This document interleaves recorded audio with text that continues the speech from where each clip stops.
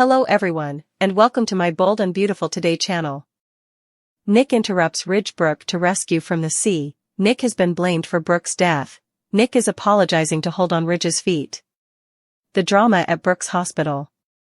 The dramatic rescue of Brooke. Brooke is saved by Ridge. Ridge to save Brooke, Forrester plunges into the sea and swims in her direction. The incident from Tuesday where Nick was having trouble steering the boat and then got sucked into the wake of another boat because they were side by side should be repeated. Brooke never should have been riding in the rear, and she slid off. Ridge dove in despite the fact that they weren't even that near the coast. It's a long swim in rough seas. Besides, is Brooke incapable of swimming? Ridge will swim all the way over there to save Brooke, despite the poor riding. That will be the realization. Rekindles Ridge's intense affection for Brooke. Eric Forrester was correct, and he will have to acknowledge it. Ridge simply cannot handle the idea of losing Brooke. It transforms everything. For this shot, Catherine Kelly Lang had a stunt double and a body double. I'm confident that Brooke will ultimately end up in an Italian hospital as a precaution to be examined. Without a doubt, Ridge is by her side devotedly because this has flipped a switch for him. I fully anticipate a full montage featuring flashbacks of Brooke and Ridge, among other things. Hope is shocked by Brooke's hospitalization. Hope will be astonished and anxious. While they're abroad, I do worry whether Brooke will let her know that things have changed with Ridge. The worst worries of Taylor Hayes are realized.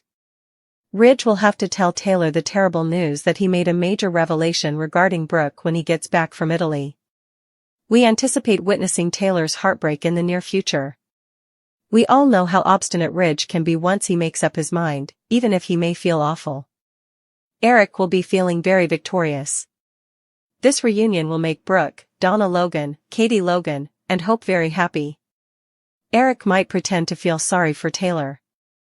We shall see. And Forrester Creations employees respond to Brooke's near-death experience and the week-long reunion with Ridge. Ridge's CPR. Ridge Forrester saves Brooke Logan. The fall of Brooke Logan. After Nick Marone almost collides with another boat, Brooke plunges into the ocean. The sailor is rendered unconscious. A dead Brooke is pulled from the sea by Ridge and another man. When Brooke notices a white light, the designer frantically begins performing CPR. While running along the dunes, Brooke spots a man. She turns around and gives him a hug when it's Ridge. Brooke wakes up and coughs up water as she sees Ridge. Forrester Ridge's promise.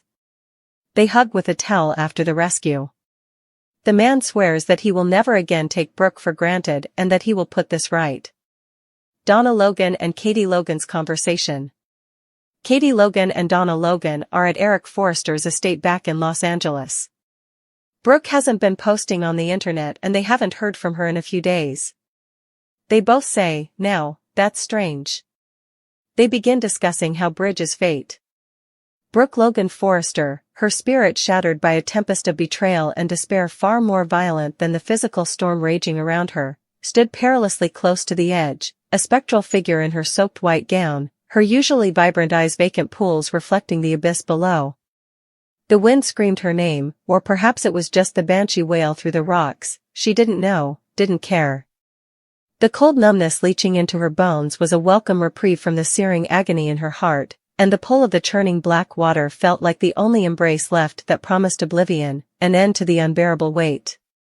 She took another step, pebbles skittering into the void, the roar of the surf rising to a crescendo, a siren song for the broken. In that suspended moment of surrender, as she leaned into the void, a figure erupted from the lashing rain and howling wind, not a specter of death, but a desperate, living force.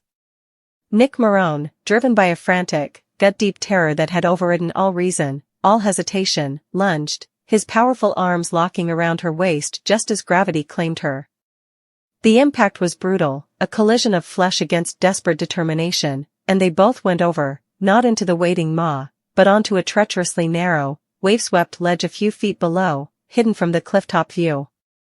Brooke gasped, shock momentarily overriding despair as salt water and rain stung her eyes, the sheer violence of Nick's intervention jolting her system. He held her with the ferocity of a man clinging to life itself, his body a shield against the battering waves that crashed over them, threatening to tear them both loose and dash them against the rocks. "Brooke! No! Hold on! For God's sake, hold on to me!" His voice, raw and shredded by the wind and fear, cut through the elemental fury.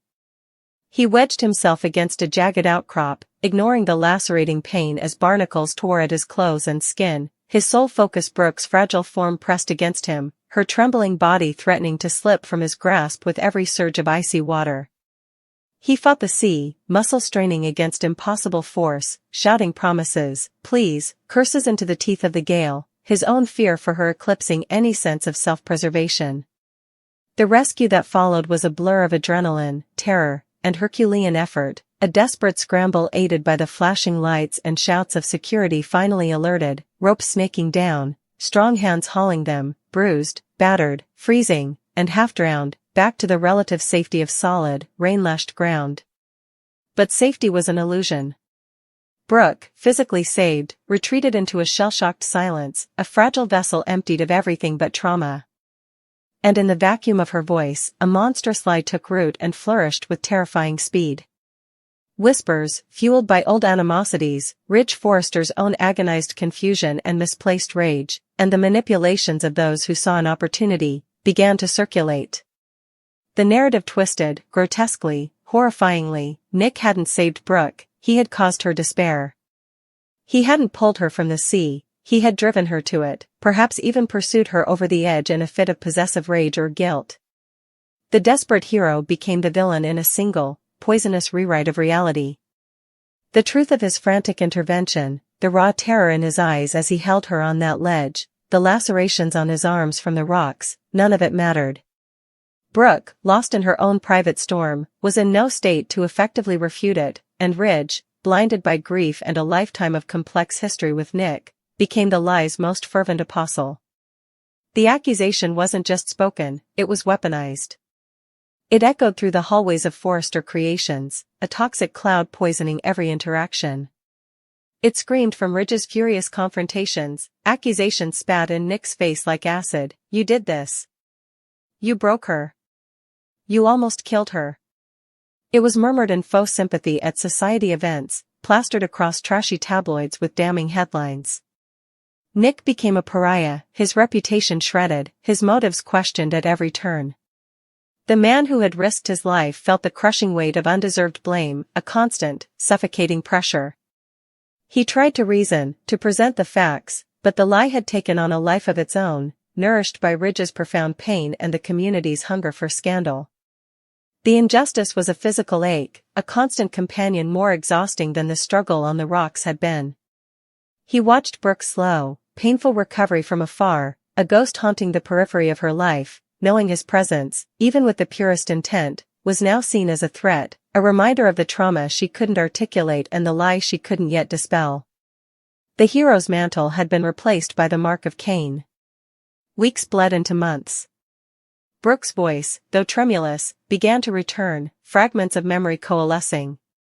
The fog of despair slowly lifted enough for her to remember the pull, the embrace, the voice shouting against the void, not contributing to it. She remembered Nick's arms, not pushing, but holding, anchoring. The truth, fragile but undeniable, started to seep out, first in halting confessions to her therapist, then to her closest family. But for Ridge, the truth was a slower, more agonizing arrival. His grief had hardened into a carapace of righteous anger, a fortress built on the foundation of Nick's supposed guilt. It was easier to blame the outsider, the rival, than to confront the complex demons that had driven Brooke to the edge, demons that involved their own fractured history. The revelation, when it finally came from Brooke herself, struck Ridge not as liberation, but as a seismic betrayal of his own pain. He felt foolish, exposed, his rage now directionless, yet still simmering, now mixed with a profound humiliation that Nick, of all people, had been the savior he hadn't been. He wouldn't, offer Nick absolution. He found Nick alone one bleak afternoon, not in the opulent surroundings of the mansion, but in the stark, echoing quiet of the Forrester Creations design studio after hours, a place heavy with memories of collaboration turned to conflict. Nick, sensing the storm and Ridge's approach, didn't turn. He simply stood, the weight of months of unjust persecution bowing his shoulders, the silence thick with unspoken accusations and the lingering residue of Ridge's misplaced fury. Then, without a word, without a hint of hesitation born of pride, Nick Marone did the unthinkable. He turned, his face a mask of profound sorrow and utter defeat, and slowly, deliberately, lowered himself to his knees on the cold, polished concrete floor. The sound of his knees hitting the ground echoed sharply in the vast room. He didn't stop there. He bent forward, his broad frame folding in on itself, an image of absolute abasement, and reached for Ridge's feet. His large, calloused hands, the same hands that had clutched Brooke on the storm-swept rocks, now trembled as they grasped the fine leather of Ridge's expensive loafers. He pressed his forehead, hard, against the cool leather, his body racked by a silent sob that seemed torn from the depths of his being. "Ridge. God, Ridge. I'm sorry." His voice was a shattered whisper, thick with tears he could no longer contain, muffled against Ridge's shoe. "I'm so desperately sorry. Not for that night. I swear on everything, I fought for her. I fought the sea itself for her. But, for everything else. For every harsh word, every rivalry, every moment I added to the friction in her life. For being the man you could so easily believe capable of hurting her. For the pain this lie caused you, even when you aimed it all at me. I'm sorry for the space I occupied in her heart that caused you such agony. I'm sorry that my existence became a weapon used against her peace, and against yours."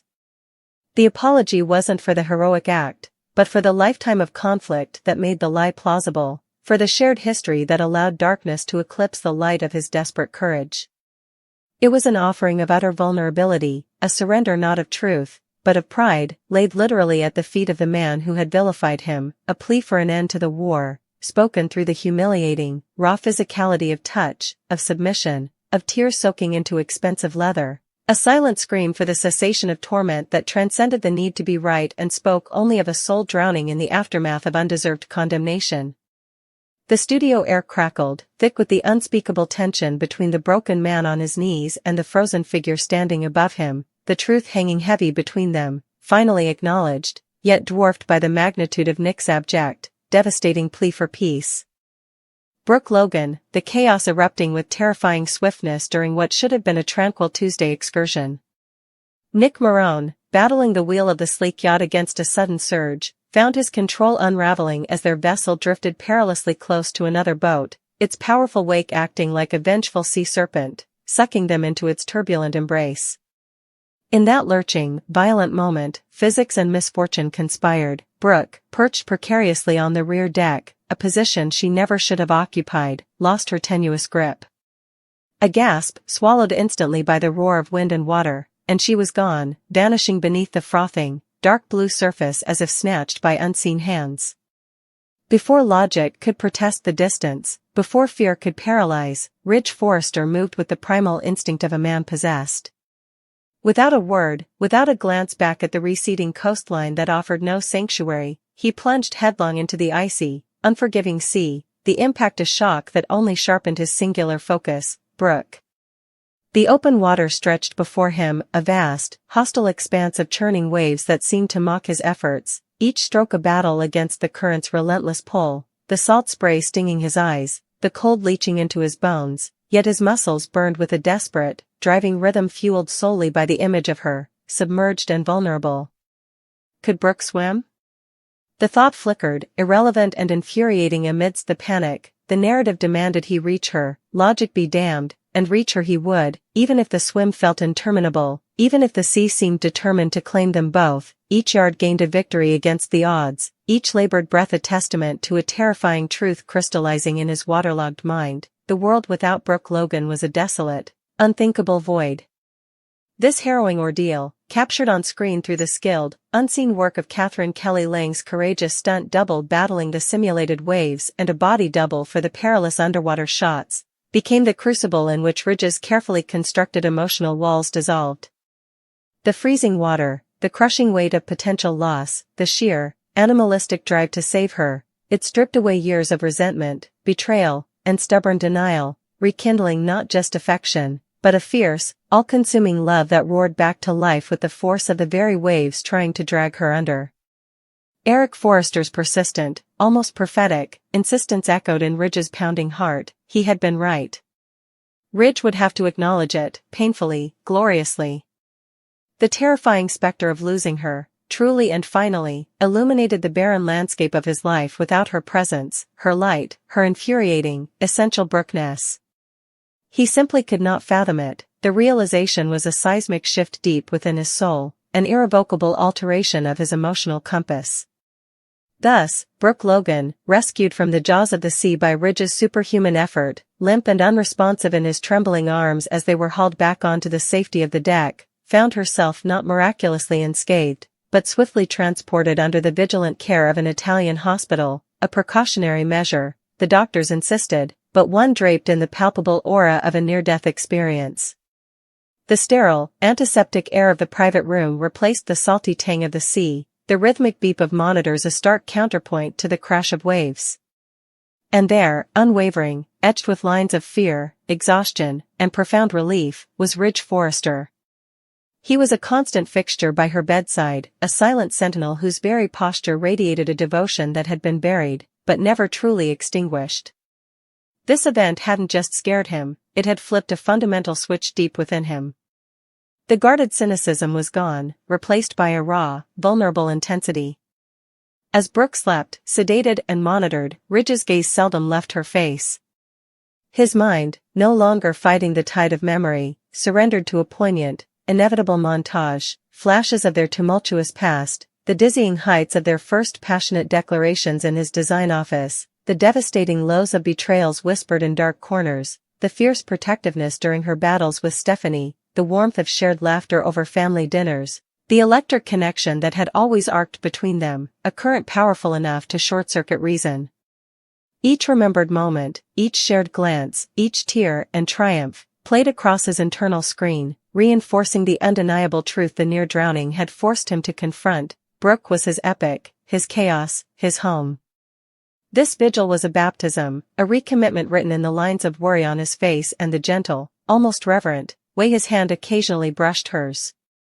News, inevitably, travels fast, even across oceans.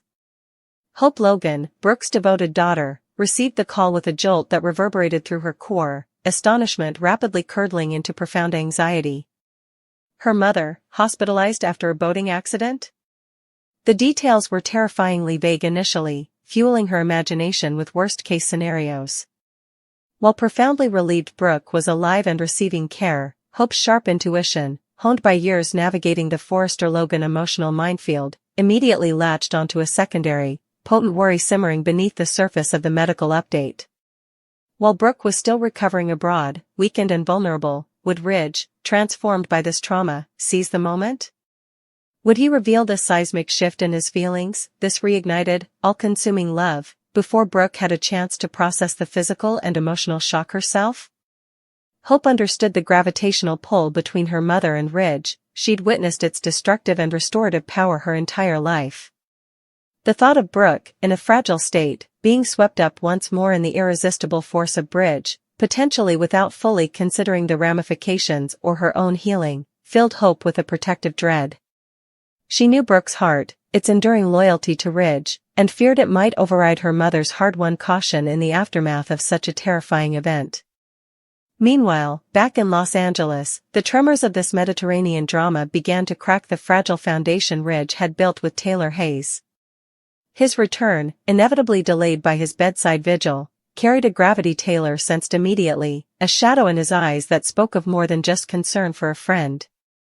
When Ridge finally found the agonizing words, his voice thick with remorse yet terrifyingly resolute, to tell Taylor the terrible news, that saving Brooke had triggered a cataclysmic revelation about his own heart, that he loved her with an intensity that obliterated all else, Taylor's worst fears materialized with crushing finality.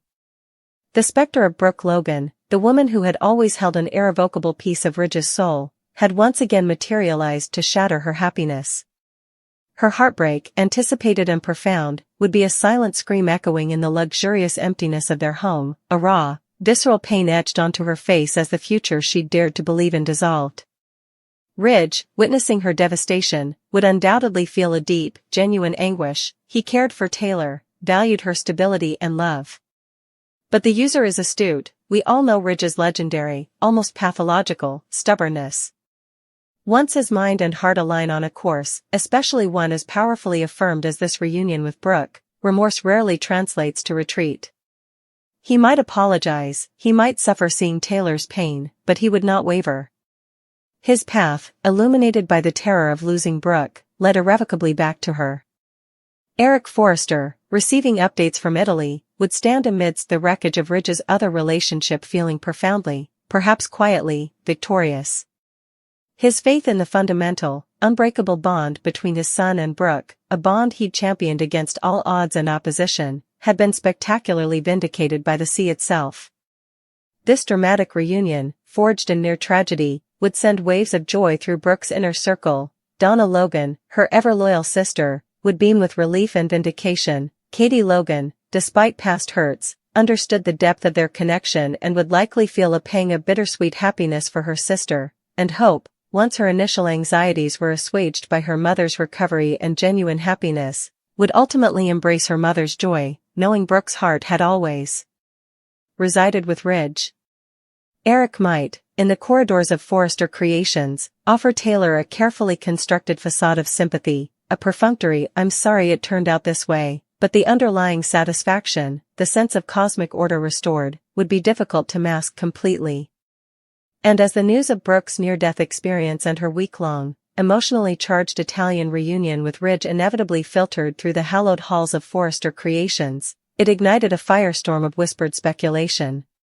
Employees, from designers sketching new silhouettes to assistants managing frantic schedules, paused over coffee machines and in elevators, dissecting the dramatic saga, the terrifying accident, Ridge's heroic plunge, the near miss with mortality, and the earth-shattering romantic reunion. It was more than just executive gossip, it was a seismic event in the company's ongoing dynastic saga, a potent reminder that the personal storms of the Forresters and Logans could eclipse any Fashion Week frenzy, leaving everyone buzzing with the electric certainty that the landscape of their world had irrevocably shifted once again, all because Brooke Logan slipped off a boat and Ridge Forrester remembered, in the icy grip of the sea, that he could not breathe without her. The drama at Brooke's Italian hospital bedside wasn't just a medical interlude, it was the roaring crescendo of destiny reclaiming its chosen pair, proving that even decades of turmoil couldn't extinguish a flame forged in the deepest waters of the soul.